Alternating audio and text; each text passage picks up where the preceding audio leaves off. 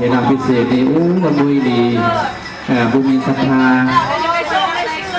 ถ้าหากบุมีศรัทธาความเชื่อปราศจากความเลื่อมใสแท้ๆนะครับกระบวนสามารถเฮ็ดได้ในเรื่องของเวลาพิเศษงดส่งเพราะฉะนั้นพวกเราถ้ามีโอกาสในเวลาเรากำลังโตห้อยคอแขนน้ำเจ้าภาพสร้างในชาติที่แล้วหรือเราสร้างไว้แต่ทุกชาติที่เราเกิดมาบุญกุศลก็เรื่องการตั้งงานพระพุทธบุญนี่อุทิศส่วนบุญกุศลไปหาเจ้ากรรมนายเวรทั้งหมดคนไทยข้าเจ้าเสื้อเท่ใดเพื่อพี่น้องคนไทยเราอุทิศส่วนบุญกุศลไปหาเจ้ากรรมนายเวรไปหากุศลไปหาเจ้ากรรมนายเวรนี่เป็นพิธีพุทธของพวกเราเห็นว่าพูดแต่ที่นี่เอาบุมีลำเรื่องเอาธรรมะเป็นลำเรื่องในการอบรมบุญนิสัยในการศึกษาอบรมมาให้เพิ่นได้อธิบายแจ้งให้ฟังอธิบายก็บ่ให้อธิบายของอัฏฐานี่ได้พระราชสงฆ์อะไรทันใดผู้เฮ็ดได้น้อยทุกปีอาจารย์ก็ยันมาทุกปีแล้วตอนนี้เป็นเนื้อหน้าปุ่นเอาไปจะได้เล่วทางพระอาจารย์บนเรือบุญกมวลจากสกลนตูหัดใจละน้อพระพ่อจากโมเดสโตพุทธรังสีเป็นมานั่งนานสมควรแล้วการน่าเห็นใจขอโหสิกรรมขอพยทานเด้อขน่อยน้ำในพื้นไฟได้ครบอยู่บ่ไม่ออกได้หัวเท่านะแต่เราก็น้อยดับคนสถานประสบการณ์มาแล้วพระพ่อเขาขอให้เป็นโฮมโพโฮมไซให้ลูกให้หลานเด้อขน่อยเมื่ออื่นนี่คิดว่าคือซีโบได้มาซ้ำบอกเลยโอ้ยเป็นจังไดบ้างเอากันบอกราชานิมนต์เด้อถ้าว่ามาฮอดแล้วกับบอกราชานิมนต์พระเดชพระคุณพระอาจารย์ทุกองค์เป็นจังไดมหาปีนึงได้รอบอย่างอันนี้ในนามพระอาจารย์การเป็นสุนทรงอธิบายเหตุผลอธิบายธรรมวินัยแต่ละจุดแต่ละข้อที่พระเมรุอาจารย์ได้กระทำลงไปในโมจนะตีให้วินัยข้อใดที่องค์ใดได้กระทำลงไปในทิศทางก็ได้ไปโมจนะสัมปทานตั้งนั่งทำบุญกันดูมาเก็บสันเดียวกู้เป็นคนนี้ของพวกเราเนี่ยกับโบไก่กันเลยกับเวลาครับบนนั้นยืนรอวันที่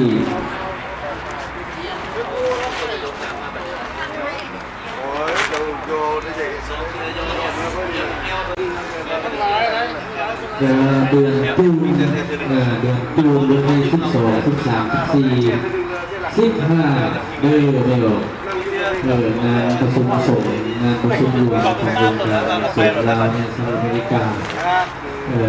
วันที่14 15 13 14 15เดือนที่มานี่แหละถ้าว่าผู้ใดมีเจตนาศรัทธาอยากจะไปทานน้ำก็ดีทานอาหารก็ดีกับพอเพราะฉะนั้นทำโอกาสเนี่ยทานในจากวอชิงตันเพื่อเป็นโอทบุญประธานส่งอาจารย์ดาผู้ที่มีความสามารถสละหลายด้านเป็นประชาสัมพันธ์ท่านเป็นผู้เลขาสร้างวันเราคุณพญาอินเดียเพื่อจะได้ไปร่วมท่านตามศรัทธาศาสนาจะอยู่ได้ดูนวดคน4 จำพวกนี้พระพุทธเจ้าเป็นตัดไว้ว่าในอุปสมบทอุปสิกานะครับครูบาอาจารย์ภิกษุณีเอาตอนนี้พอตอนนี้ก็เวลา5 โมงแล้วเท่าไหร่ถ้ามัน5 โมงป่ายแล้วขอราชาในมณฑลเปรตกุลนี่มาแล้วในทางอาจารย์เรือมาแล้วเอาขอราชาในมณฑลเลยเท่าไหร่เอามือช่วยเอาสาดไปเดี๋ยว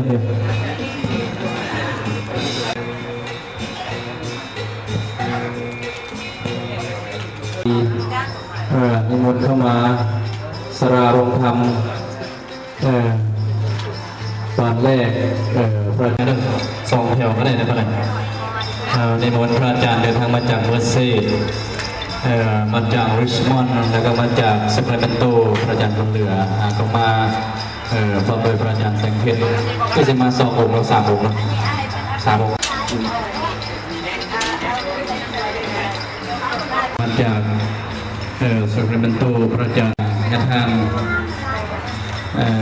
จันดีไปนี่เราบอกเอาไว้เริ่มมองได้เอาไว้ลงชุดนี้เราได้ที่ไหนเราบอกเราจะหาเครื่องห่มเราก็อิมินาสการเรนะตังพุทธังอภิบูสยามะอะระหังสัมมาสัมพุทโธภควาพุทธังภควันอภิวาเทมิอิมินาสการเรนะตังเรนะ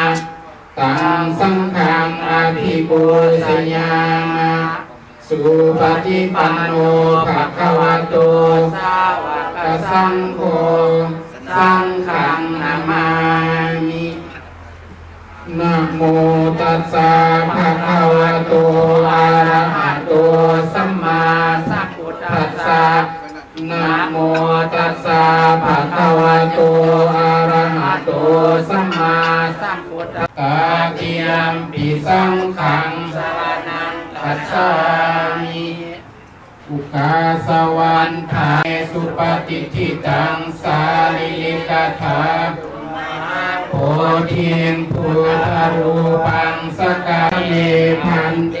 มญากตังปุญญังสามินาอนุโมทิตาปังสามินากตังปุญญังไมหังถาตาปังสาธุสาธุสาธุอนุโมทามิวัตถุมิเคเตภูมาจายันตุเทวาสาลธาราวิสเมญคาคันทพานาคาติทันตาสันติเกยังมุนิวัตสาทโวเมสุนันตุธรรมัสสวนาการโรอายัมผัทันตาธรรมัสสวนาการโรอายังพันเตวิสุงลักขณาทายะติสรเนนะสหปัญจศีลานิยาจามะทุติยมปีมายังพันเตวิสุมะตติยมปีมายังพันเตวิสุงลักขณาทายะติสรเนนะสหปัญจศีลานิยาจามะ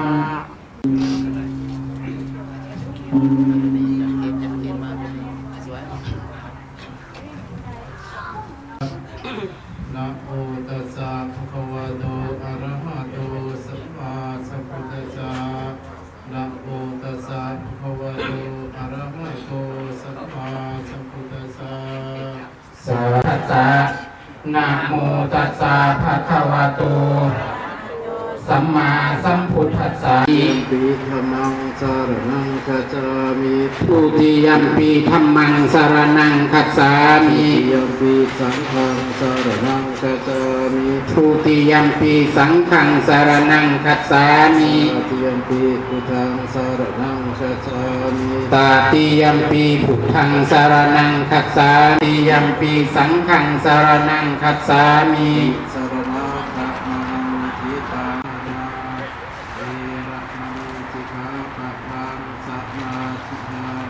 อาทินนาธนาเวรมณี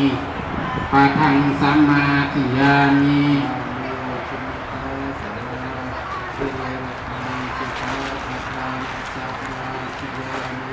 กาเมสุราเมรยมัชฌปมานาเวรมณีสิกขาปะทังทิยามิ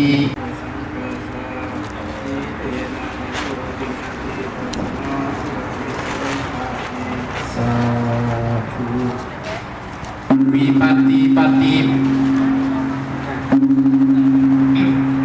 พมมาต้องสะกดนั้นกันในมานี่ก็เพื่อให้เชื่อตามลักษณะ งานของบุญจะเป็นคนกับที่ได้ต่อไปมันกับเป็นพิธีการเชิญพระเวสสันดรเข้าเมืองจะเอาไม้กันเป็นผู้ เชียงตะวันในประชาสัมพันธ์ให้ญาติโยมเข้าใจพิธีการเชิญพระเวทสนามในมือเนียตะมาผ่าเช่นนะครับนาทีเป็นพระเวสสันดรกับอาจารย์จันทร์หอมจะทำนาทีเป็นปัญญาพระบรมชีสนไซเพื่อให้พิธีทุกพวกเข้าดำเนินไปโดยดีกับขอหลักงานนิมนต์พระอาจารย์จันทร์หอมแสงตะวันดำเนินนาทีของปัญญาพระบรมชีสนไซต่อไปพระราชนานิมนต์ นำเสนอพระเวสสันดรของเมืองสนั่นมาปีนี้กับพระยาบรมศรีสนไซจากพระได้สมุทรบานจามทองเรืองก็จะมาผ่าพระอาจารย์จันทร์หอมแสงตะวันมาปีนี้กับพระยาบรมศรีสนไซกับหลวงเท่าคุณหลายเติบไปแล้วปีเราต้องมาปีนี้กับเท่าคุณหลายเติบพระยาบรมศรีสนไซก็บอกขึ้นเก่าเลยได้เลยนะเสียงจากพระโสพระใสขึ้นเก่าแต่วันอะไรก็ตามกับก่อนสมุทรบานจามทองเรืองสัมปังกาวะโตอะระหะโตสัมมาสัมพุทธัสสะนะโมตัสสะสัมปังกาวะโตอะระหะโตสัมมาสัมพุทธัสสะนะโมตัสสะภะคะวะโตอะระหะโตสัมมาสัมพุทธัสสะ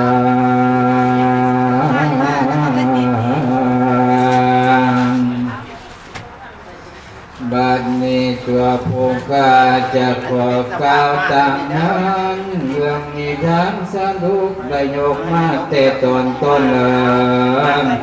สมมติตัวผู้กาสีสนใจเพียนสื่อสูงสวยรักษากำลังบ้านยานาคุณไม่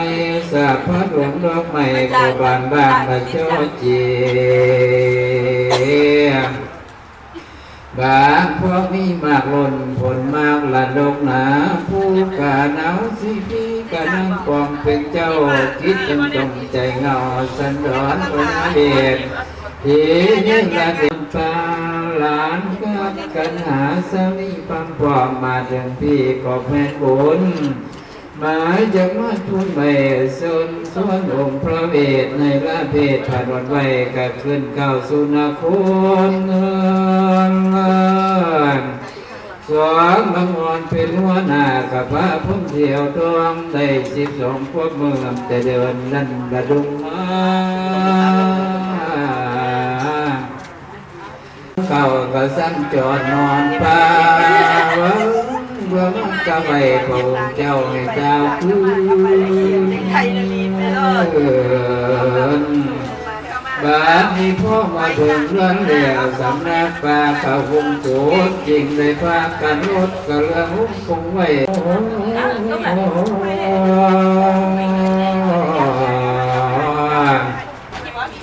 กะทั้งจอมใจเจ้ากะสันดอนพระยาเวทผู้ที่ทุ่มเพชรจางสินซอยอยู่ป่าโถงวังมาคงอยู่บนกะพุยไปนั่นเหินห่าง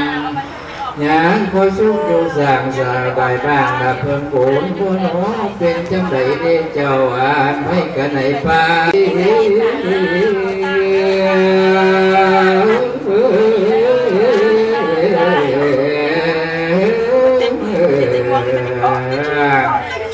กราบทั้งผงสัตว์ให้ในดงน้ำดอกไว้เขาบ่มาเม็ดไก่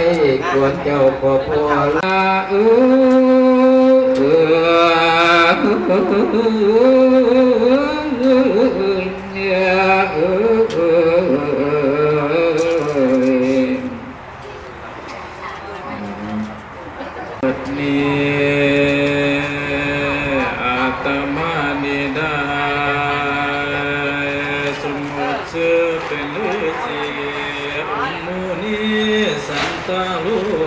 ภาคคอยเมืองบ้านมาบำเพ็ญศีลสร้างบารมีอยู่ในป่าพร้อมสายยอด แก้วมาที่พร้อมพำเพียนนับว่า7 เดือนได้เป็นสีไผ่จนเรื่องลาสันลูกมาภาคไม่แต่ใจนั่นก็สุ่มเย็นนะบ่ได้มีเขียนความพุ้ยไผ่เกินห่างฝูงหมูงอดเงี่ยวไผ่หายก็บ่ควรนะเป็นย้อนบุญสมสร้างแต่ปางหลังชวนที่ศีลาธานาบารมีนั่นได้มาอุ้มมันหายกับภายนี้บัดนี้พวกโมมวลเสนาพร้อมปนุมมือกุมขาบโยโยขันดอกไม้วันไหวลาธนา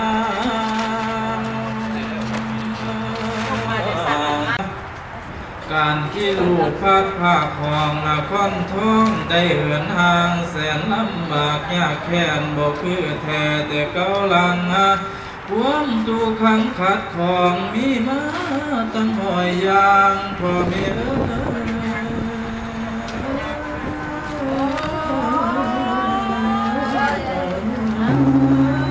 การเที่ยวทางปิ่นเปื่อยเปได้เสียงมาต่อยต่อแสนสุนันยังคอยสูบอยู่สร้างบุญกว้างเจ้าเรื่องงั้นจากลูกตาท่านแถวของจอมทั้งผู้ยังแข็งแรงใส่หุ่นแจงโนเมสามีเข้าวานก็ไม่เข้าวานเข้าวานเนาะเข้าสายมาเข้าเลยเข้าวานเด้การที่ลูกพาขับหอบนาคนกวางละเจ้าลังขออีกอย่างทั้งสิ้นบ่เหลือเขาลูกยังอยู่มีแต่ความตกเศร้าคิดถึงเจ้าผู้เจ้าบ่เป็นพยัญชนะกินนายก็ไม่ดีด้วยเด็ดบารมีเจ้าจอมน้ำประสงเลื่อนพระสะตุนเป็ดป่าสบายเสียงมาทั่วแดนสามีพ่อได้จากแว่นแควนกงใหญ่ประสิทธิ์ใส่ความไปพ้นเสนากับพาในเรื่องและเศร้าตาจอว่าทุกสาเสียงกระสุนเสียหายห่วงหุบหู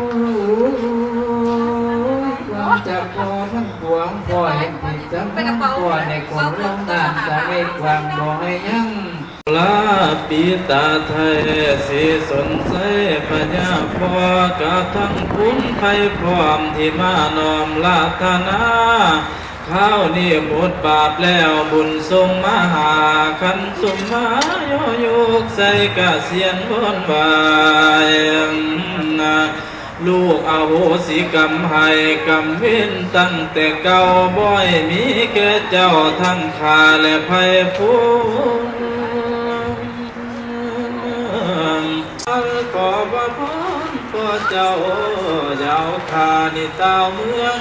ข้าบ่มีเครื่องแขนแข็งใจน้ำพวกไผ่ความทั้งปีทุเรศไทยทั้งเงาแม่พญา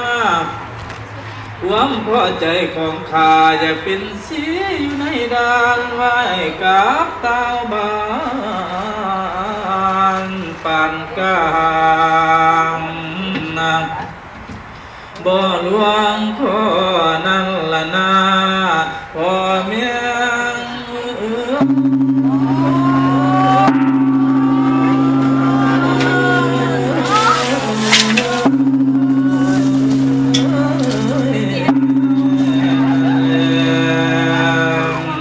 พื่อสาขอ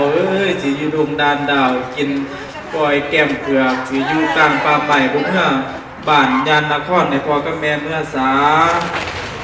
โอ้ยฟังพอก่อนลูกเอ้ยฟังพอก่อนเวสันตโลตัติโยปาปิตาโคเหนียวโคนิเปียกลงไปไม่เหี่ยวก็มีหกโบบางเบาลูกเอ้ยเงื่อมเลยเงาว่าอาจบางแสงแดดย่ำมอนเพศกับพ้นชนกับว่าเห็นลูกเอ้ยลูกนั้นเปียกไม่เห็นคือพุทธาตนไงก้มก็ใหญ่ใบไม้ก็ดกหนาเพศชาขากินใบไก่มากย่างห้อนหักพ้นชนก็ดูเย็นลูกเอ้ย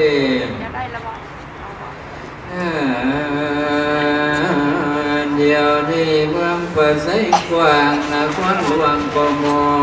มีองค์มีแต่คนฟังตองกายเอาอังอุลพวงภาษาทั้งกายก็คงตายย้อนแดดเจียลูกบ่กับที่พี่พ่อบ่กับก็เปลี่ยนกาพังบ้านละบอนเดิมพ่อก็วอนเจ้ายังเจ้าก็แนวนอผู้ที่ยังนับเอากันสมพันจากภาษาเดียวนี้มีทั้งการเงินพร้อมกับการคำเดียละดาดโยกแสงหัวเกตเก่าพอวอนเจ้าให้เจ้าคืน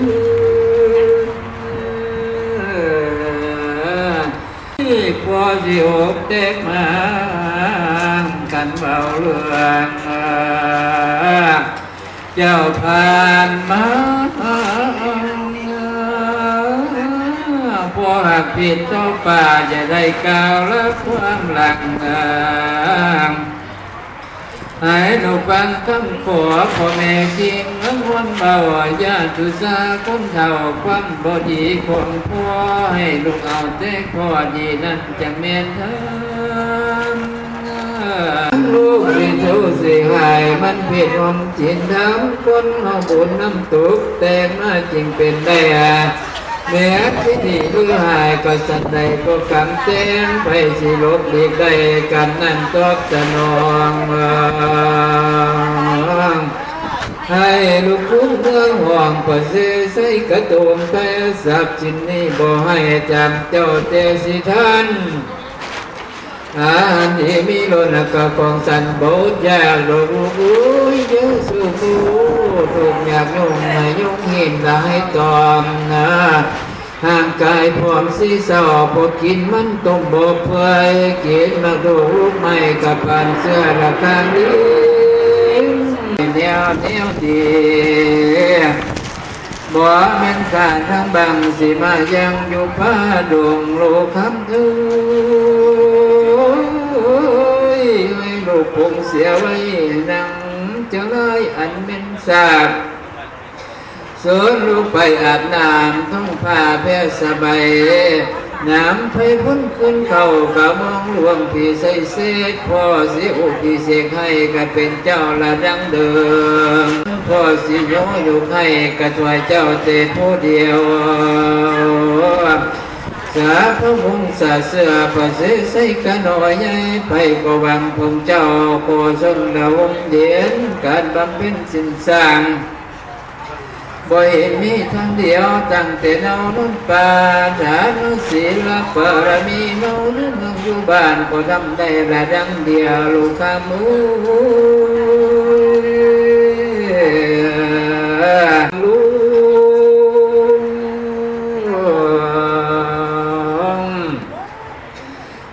เขตกำไฟพุ่นผมเพนกกันดานว่าขอซื้อ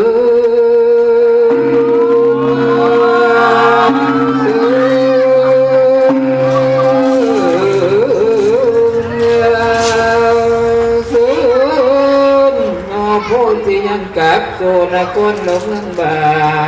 นเพื่อส่งเสริมการสร้างกันส่วนกาวานกันบรรลุพบกับเต้าบ้า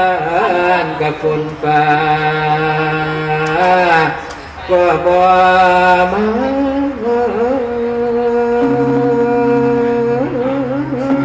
าพวกภาษาพันกายกับกดใจจนว่าสลูกก็เอาขานน้ำภาษายกให้กันเดียวนี้เดี๋ยวมีขันห้ายกกับคนนะกันเดียวนี้อย่าสุนันนั่นละนะโลกคำ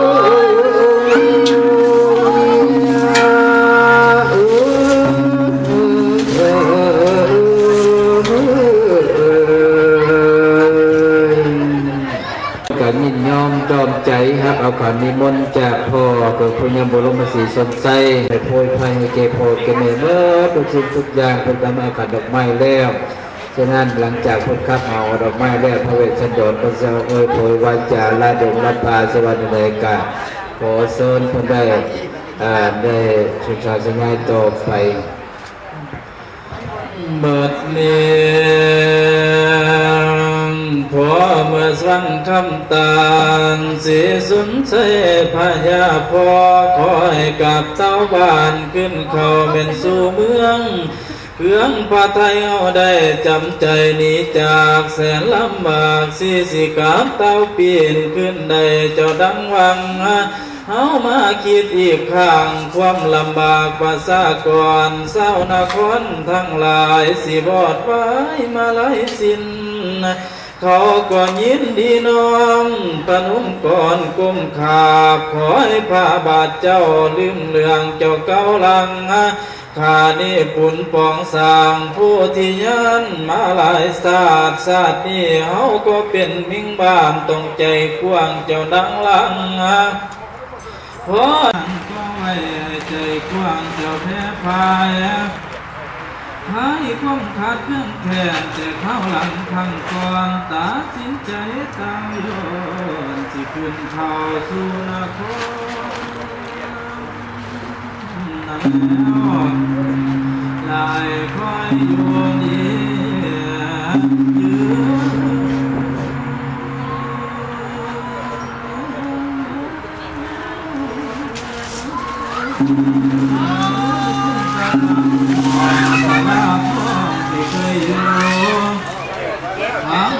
ขาป้าไม่ที่เคยให้หุ่นเย็นนะกลางเว้นเขาเคยส่วนแสงแดดบังตาขาดตัวลาขึ้นกาคือหน้าทั้งตุ่มกว้างท้องใส่กามาเสียเจ้าจากนี้ขอให้มีสุขล้นสูงสนิททางอย่าบังกะหอกจอดขอพรเจ้าให้รู้ดี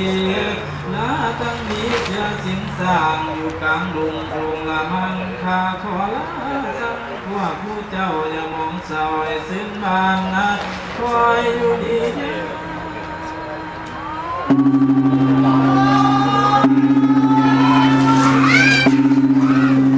ผู้สัตว์ตั้งเสืออยู่ในเราเขาดงดานนะ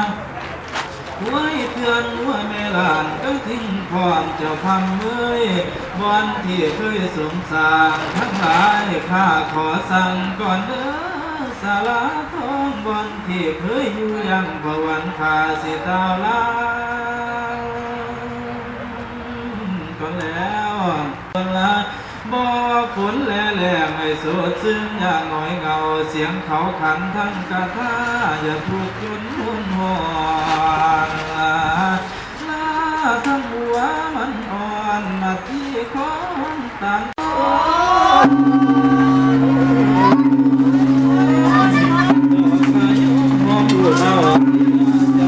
จากจรนะลาทั้งผัวดอกสอนการกองอินทวางบุษบาบันสีกินละอ่องโวยเอาเคยได้เก็บมาเข่าบูชาทำเศร้าคำลาก่อนเนื้อมัดสาน้อยลงน้ำสิไก่ข้างจะหังแก่เสียได้ขึ้นสู่กรรมกะเสียใส่บ้านเก่าขอลาจีจากกูเจ้าสิลาแล้วก่อนละเดือ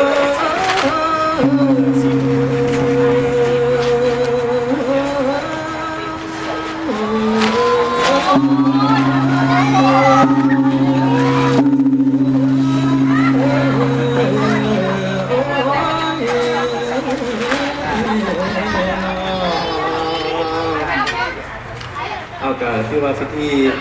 จากประเพณีเนาะกำลังจะพระเวสสันดรหรือนักการหาจารุกับเราจากผู้ยอดของตำบลเมืองกรุงตะกุนใจเมืองกุจะแล้วกำลังการเกี่ยวความบุคสวัสดีแก่คณาจารีพระเวสสันดรนักมาที่ทั้งหลายที่จะได้จัดพิธีทำนาบาชีโชควันให้แก่ลูกหลานนักมาคณาจารีต่อไปจะเป็นพิธีโชควันให้แก่คณาจารีแล้วอาจจะมาไม่เท่าเทียมต้องรอหลับว่าสาธุสมุทรเป็นพระสงฆ์สองผู้ประกอบดังดีกันนาสารีพระเบิดสังวรทั้งหลายเป็นกำลังเจ้าความมาคมหรือในกสิสนใจเป็นความสวัสดีผู้มูเชญาอามันนักปราชญ์ทั้งหลายที่ได้มาทำลาบาสีช่วยคนให้แก่พระเจ้าผู้มีความสวัสดีนั้นโดยเถิดอันในทางสุขวัญ